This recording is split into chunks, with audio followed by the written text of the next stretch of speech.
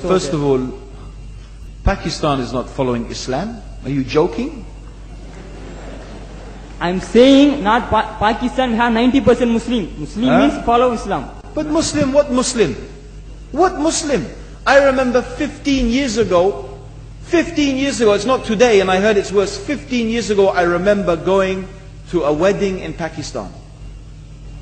A wedding where men and women were mixing freely. Where the bride was dancing on the stage with all the male members of the family dancing on the stage. I am sure somewhere around, we probably hidden in a corner then, but I hear now it's open, drinking alcohol. What Muslim are we talking about? This was 15 years ago. Now I hear it's even worse. Oh yes, they're Islam. When the bride and the groom are walking to the car, they're holding the Quran over their head for blessing. That Islam? That's not Islam. What Islam is that? That's exactly the thing I'm talking about. That's why Muslims are in such a mess. Because of this nonsense, this hypocrisy, actually they are insulting the Quran by doing that. Amongst all of this haram, they think that the Quran, holding it over their head, is going to bless them because they're holding it. What is that? Where did they get this from? So, I don't know what we're talking about. In fact, this is the problem. You see, the Muslim world itself is so far from Islam. So many you find here in India. Or I know it's not a Muslim country, but there are lots of Muslims here.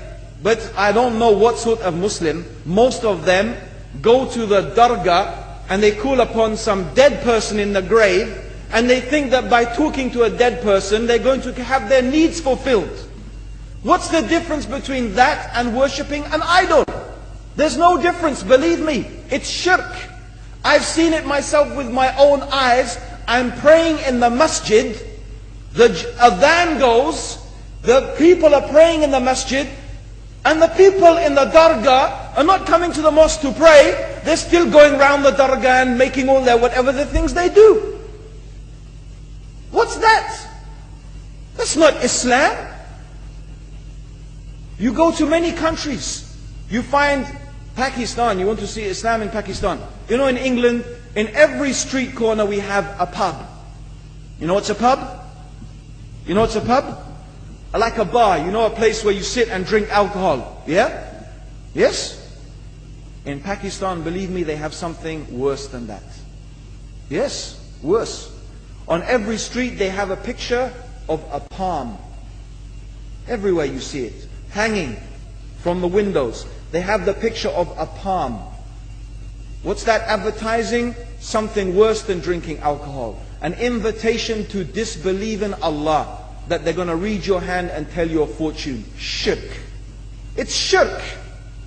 Whoever believes, the Prophet said, sallallahu alaihi wasallam, whoever visits a fortune teller out of curiosity, Allah will not accept their prayers for 40 days.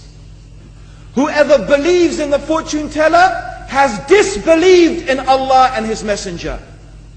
That includes, by the way, horoscopes. Yet you see in Pakistan, a picture everywhere of a hand.